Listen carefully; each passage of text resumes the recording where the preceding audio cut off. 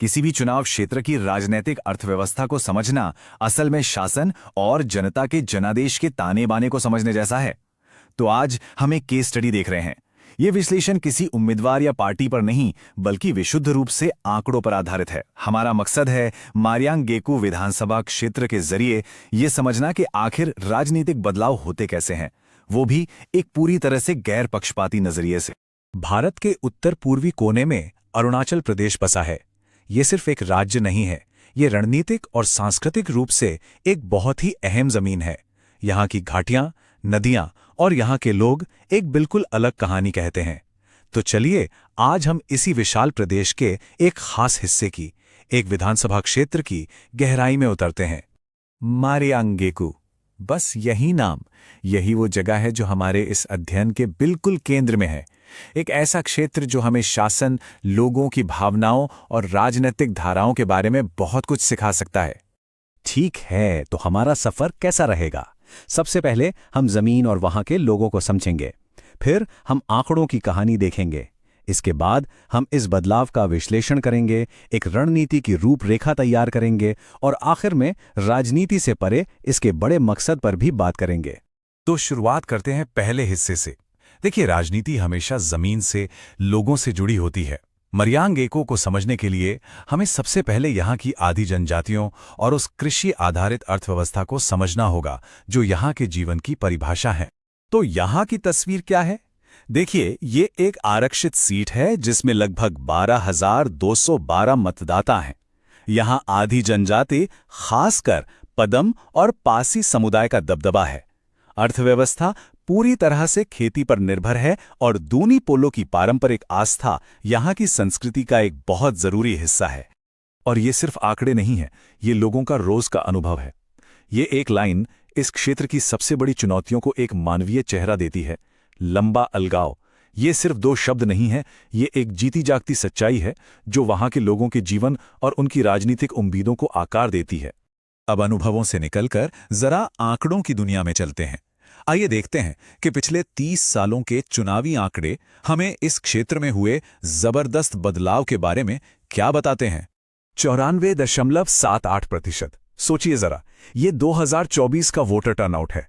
ये आंकड़ा अपने आप में असाधारण है। ये दिखाता है कि यहाँ के मतदाता कितने जागरूक और सक्रिय हैं। वो अपने वोट के अधिकार का इस्तेमाल करते हैं, जो आगे आने वाले वोट शेयर के बदलाव को और भी ज्यादा महत्वपूर्ण बना देता है। अब इस टेबल को देखिए, ये अपने आप में पूरी कहानी बयां करती है। 1990 में देखिए, इंडियन नेशनल कांग्रेस का वोट शेयर 55% से ज्यादा था।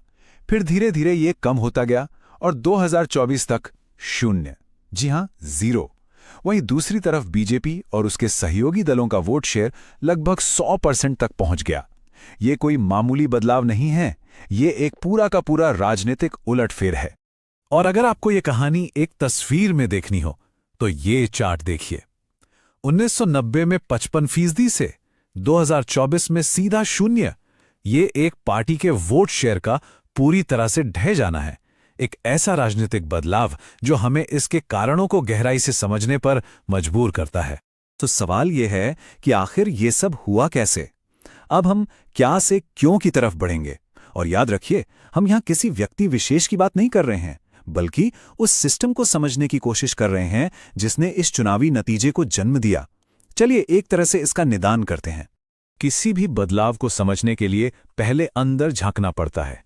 एक तरफ थी विरासत की ताकत, 90 के दशक में ऐतिहासिक जीत, आदि जनजातियों के साथ पुराने रिश्ते, और दूसरी तरफ आज की कमजोरियां, 2019 में वोट शेयर का गिरकर सिर्फ 3.88% रह जाना, कमजोर संगठनिक ढांचा, गुटबाजी और एक बाहरी पार्टी होने की धारणा।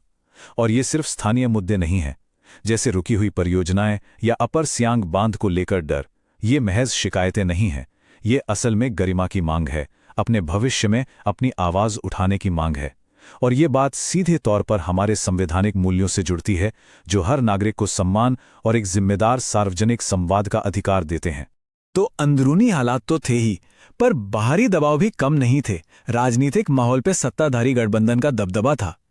आर्थिक रूप से खराब बुनियादी ढांचा कृषि अर्थव्यवस्था का गला घोंट रहा था। सामाजिक तौर पर लगभग 50% निरक्षरता और नौकरियों के लिए युवाओं का पलायन एक बड़ी चुनौती थी। और इन सबके ऊपर सियांग नदी पर बांध की चिंता एक भावनात्मक और बहुत बड़ा मुद्दा था। इन सभी ताकतों ने मिलकर चुनावी हवा का रुख तय किया। तो इन सबको देखते हुए सवाल वही है, आगे का रास्ता क्या है? यह एक सीधा सवाल है जो हमें अतीत के विश्लेषण से भविष्य के लिए एक रणनीति बनाने की ओर ले जाता है। और यहीं पर एक रणनीतिक ढांचा सामने आता है जिसे चतुर्मुख सिद्धांत कहा गया है। यह नाम ही एक संरचित, एक्शन ओरिएंटेड प्लान की ओर इशारा करता है जिसे राजनीतिक और सांगठनिक नवीनीकरण के लिए डिजाइन किया गया है। तो ये चतुर्मुख सिद्धांत है क्या? सीधी भाषा में कहें तो ये एक व्यापक 4 आयामी रणनीति है। इसका मकसद चुनावी टारगेटिंग, संगठनिक नवीनीकरण, एक मजबूत कहानी घड़ने और संसाधनों का सही इस्तेमाल करके राजनीतिक जमीन को फिर से हासिल करना है। मतलब एक संपूर्ण दृष्टिकोण। तो इसके 4 स्तंभ कौन कौन से हैं? पहला, चुनावी, यानी लोगों से, खासकर आदिवासी परिषदों और महिला समूहों से दोबारा विश्वास बनाना। दूसरा, सांगठनिक, मतलब जिला दफ्तर से लेकर बूथ वर्कर तक पूरी चेन को मजबूत करना। तीसरा, कथा, यानी एक ऐसा नैरेटिव बनाना जो लोगों से जुड़े, जैसे विश्वास के साथ विकास। और चौथा, संसाधन, यानी पैसों और नई तकनीक का सही जगह पर इस्तेमाल करना। चलिए अब इस बड़ी रणनीति को एक ठोस, टाइम बाउंड एक्शन प्लान में बदलते हैं। देखते हैं कि ये सिद्धांत जमीनी स्तर पर कैसे लागू किया जा सकता है। इस 90 दिन की योजना के 4 साफ चरण हैं। पहले 30 दिन योजना बनाने और बुनियादी ढांचे के लिए हैं। अगले 30 दिन संदेश को लॉन्च करने और जमीनी स्तर पर लोगों तक पहुंचने के लिए हैं। उसके बाद के 22 दिन गहन प्रचार के लिए हैं।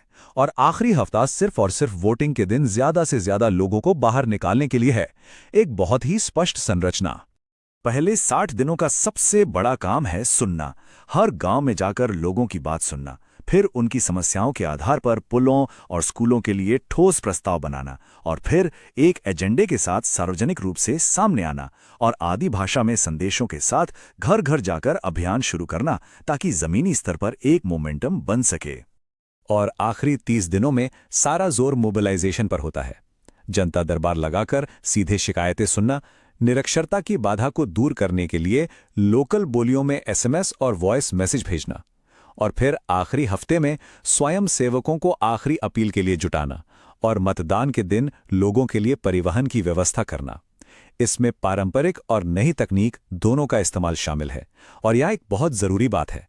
जब हम WhatsApp या SMS जैसे डिजिटल टूल इस्तेमाल करने की बात करते हैं तो ये सिर्फ एक संदेश भेजने के बारे में नहीं है। मतदाता की जानकारी का कोई भी उपयोग भारत के डेटा गोपनीयता और संरक्षण के कानूनों का पूरी तरह से पालन करते हुए होना चाहिए।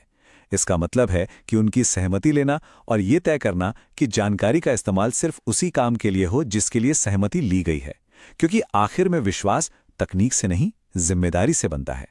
तो अब हम इस विश्लेषण के आखिरी पड़ाव पर हैं, जहां हम चुनावी रणनीति से आगे बढ़कर उस असल मकसद की बात करेंगे जो किसी भी राजनीति के केंद्र में होना चाहिए: प्रभावी और भरोसेमंद शासन।